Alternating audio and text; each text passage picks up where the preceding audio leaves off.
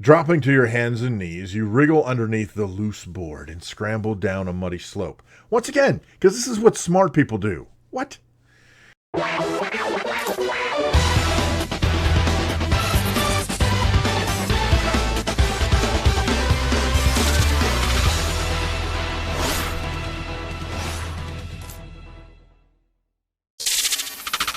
Hello, and welcome to Anchorhead. I'm your host, davidinark, and today we're going to be taking an initial look at a text adventure called Anchorhead that's supposed to be one of the it's supposed to be one of the scariest horror games out there. It's a text adventure, so a lot of it's going to be in your brain. All right, so the oldest and strongest emotion of mankind is fear. And the oldest and strongest kind of fear is fear of the unknown. H.P. Lovecraft. This is Anchorhead. And that didn't take me anywhere. Sorry, so much for being scary. November 1997. You take a deep breath of salty air as the first raindrops begin to spatter the pavement, and the swollen slate-colored clouds that blanket the sky mutter ominous portents among themselves over the little coastal town of Anchorhead. Squinting up into the glowering storm, you wonder how everything managed to happen so fast. The strange phone call over a month ago from a lawyer claiming to represent the estate of some distant branch of Michael's family was bewildering enough in itself, but then the sudden whirlwind of planning and decisions, legal details and travel arrangements, the packing up and shipping away of your entire home, your entire life. Now, suddenly you are here, after driving for the past 2 days straight, over 1,000 miles away from the familiar warmth of Texas, getting ready to move into the ancestral mansion of a clan of relatives so far removed that not even Michael has ever heard of them. And you've only been married since June, and none of this was any of your idea in the first place. And already it's starting to rain. These days, you often find yourself feeling confused and uprooted. You shake yourself and force the melancholy thoughts from your head, trying to focus on the errand at hand. You're to meet with the real estate agent and pick up the keys to your new house, while Michael runs across town to take care of some paperwork at the university. He'll be back to pick you up in a few minutes, and then the two of you can begin the long, precarious process of settling in. A sullen belch emanates from the clouds, and the rain starts coming down harder, fat, cold drops, smacking loudly against the cobblestones. Shouldn't it be snowing in New England at this time of year? With a sigh, you open your umbrella. Welcome to Anchorhead. The first day, I was far from home, and the spell of the eastern sea was upon me. H.P. Lovecraft.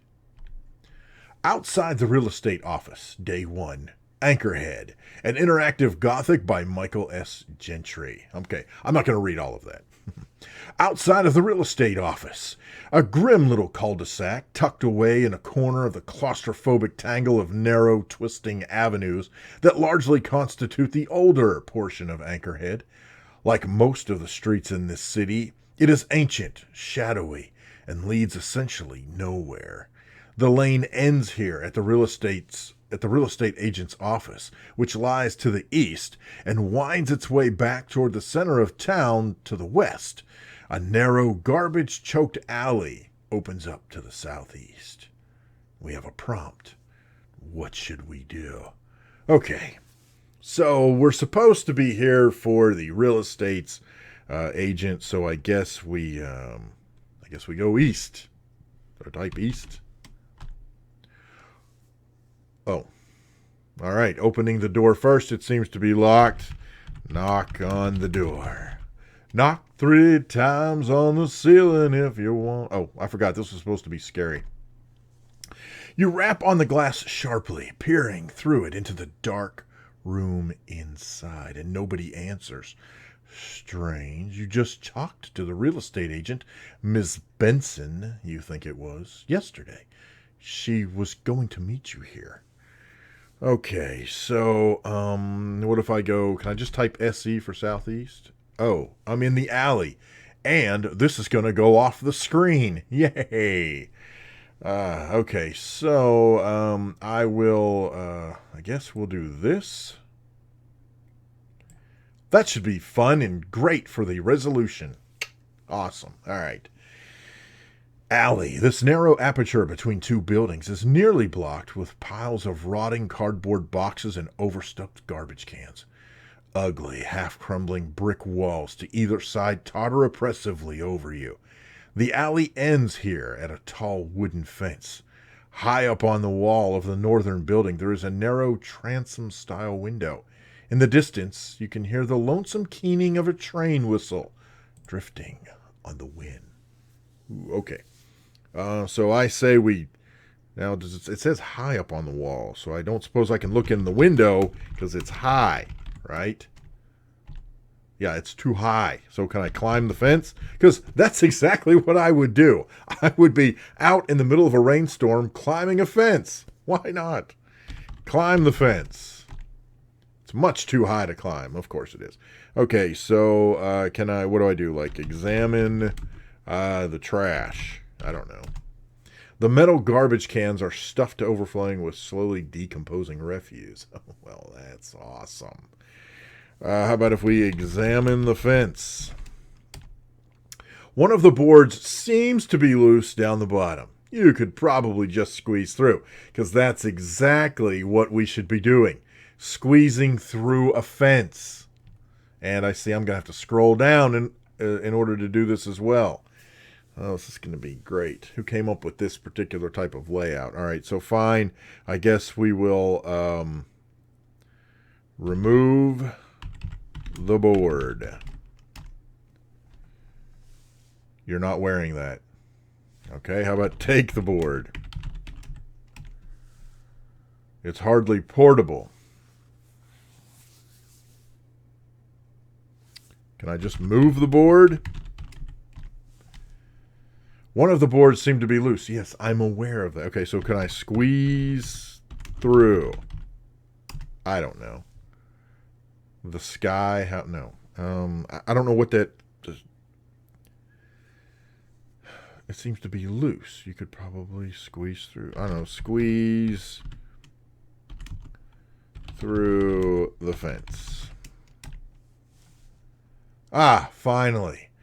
Dropping to your hands and knees, you wriggle underneath the loose board and scramble down a muddy slope. Once again, because this is what smart people do. What?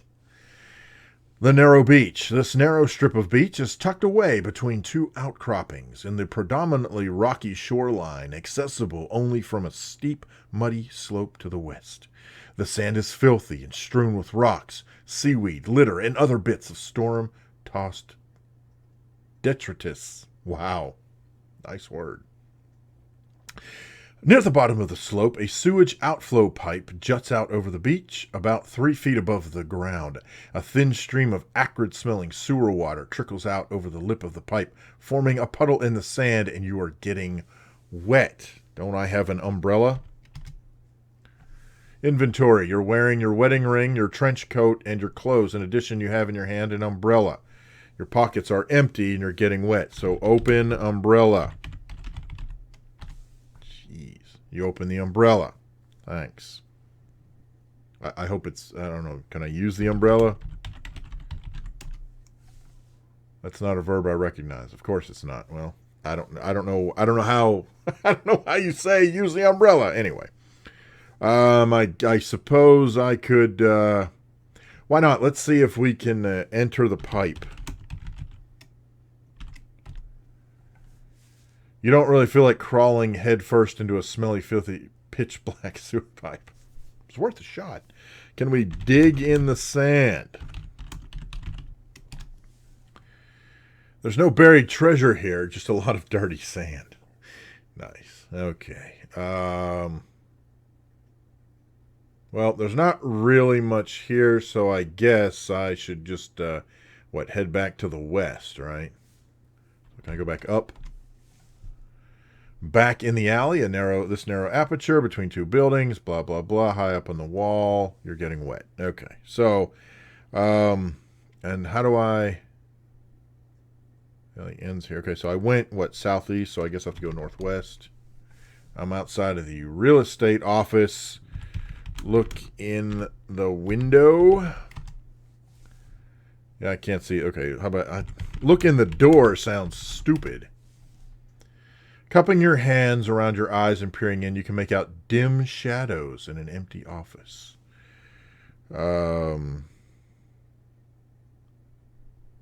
I don't know. Can I go west? I'm on a narrow street. As the lane winds along from east to west, it narrows until the steep, jagged rooftops on either side of the street practically touch each other. To the south, a side street leads across Watley Bridge toward the center of town, and a twisting lane leads up a hill to the northwest. A short flight of steps leads to the north leads down to the local watering hole. You are now, sadly, entirely soaked. Yeah, stand under umbrella. I only understood you as far as wanting to stand. I don't know how you tell to use the umbrella. I mean, seriously, this is goofy. Yeah, in your hand you have an umbrella. And it's open, right? You open the umbrella. I don't know what else to say. I can't use the umbrella. I don't know. So let's go down the steps to the local pub. A dank, drafty old drinking hole lit by flickering oil-burning lanterns. Smoke collects in greasy pools among the rafters, and shadows crowd thick around. The bar runs the length of the room to your right, while to the south a low doorway opens onto the street. Mill workers and fishermen occupy a few tables, drinking beer or puffing grimly at long-stemmed pipes. Each is wrapped in his solitude, soaking up the general miasma of dreary fatalism. I'm assuming that's how you say that word. The lantern sitting on the table nearest you sputters fitfully, throwing distorted shadows across the wall. Sit. There don't seem to be any seats here that aren't taken. This doesn't look like the kind of place you'd want to get comfortable in anyway. Okay. I don't know. Can I talk to the barkeep? You don't see any such thing. Well, are there people here? Mill workers. I don't know. Talk to workers. About Michael's family. Suddenly, although you wouldn't have thought it possible, the pub becomes even more icily silent. Even the lantern flames seem to pause their flickering. The nearest of the locals turns to you, squinting through eyes like black glass embedded in his ancient leathery skin. His lips barely seem to move beneath his salt-encrusted beard. Some things are best left alone by outsiders, ma'am, he rasps. Some things best left alone by decent folk altogether. Back in one of the darker corners, someone spits deliberately on the floor. And then all eyes are back on their beer, as if you didn't exist at all. I don't know. What if I wait? Time passes. Okay. Let's see. There's a door, a bar. I don't know. Can I go to the bar? Oops. Go to the bar. You're close enough already. Order a drink. Not a verb I recognize. Alright, I guess we'll go back outside. As you make your way to the door, your foot strikes something under one of the tables. Guess We'll look under the table. Some forgetful soul has left a flask underneath one of the tables, pushed into a shadowy corner. Well, I guess we'll take the flask. Why would we not? You pick up the flask. The label is faded and mostly peeled away, but what little you can make out seems to indicate this is not a particularly distinguished brand of spirits. The words bootleg and rotgut come to mind, probably because they are the only words legible on what's left of the label. Okay, can we open the flask? You open the flask, revealing about 3 swallows worth of cheap whiskey. We're going to take a drink. Why not? Drink whiskey. You take a tiny sip, then shudder as the liquid sears down your esophagus and settles greasily in your stomach. It's so vile you'd hesitate to even pour the stuff down your sink. All right, so let's close the flask. You close the flask, put flask in pocket. You slip the flask into the pocket of your trench coat. I don't know why. That just seems like something I need to do. So now can I leave? Yep, I'm back on the narrow street as the lane winds around till the steep rooftops. To the south, it leads across the bridge to the center of town. A twisting lane leads up the hill. A short flight of steps to the north leads down. So I can go south across the bridge, or I can go up a hill to the northwest, which I think is probably going to lead me back to the real estate agent's office. Nope, a twisting lane. The lane narrows here to little more than a badly cobbled sidewalk as it wends its way up through a series of tortuous bends and switchbacks. In some places, the street is so steep that steps have been cut into it, worn down over the years and slick with moss. Your progress is blocked at the top of the street by a blank brick wall. Well, we might as well examine the wall, because that's what worked the last time. It's just an ordinary-looking brick wall, but very faintly, from somewhere over the rooftops, you hear the faint, quavering strains of a violin. The clouds overhead mutter restlessly to themselves. The violin. Ooh, spooky. All right. Okay, I'll tell you what we're going to do is we're going to stop things right here. I'm going to save and hope that when I restore later, it'll come back. We'll find out. So we've saved. Okay, so there you go. Anchorhead. We'll see what happens. I don't know. Let me know in the comments below if you're if you like this type of thing. This is interactive fiction. I'm reading along and trying to solve. Really, this should probably be like a live stream. We could all work together. I need to work on that. Anyhow, got any questions, problems, horror stories? Feel free to leave those down in the comments section below. And thank you guys so much for watching. We'll see you next time here on Anchorhead.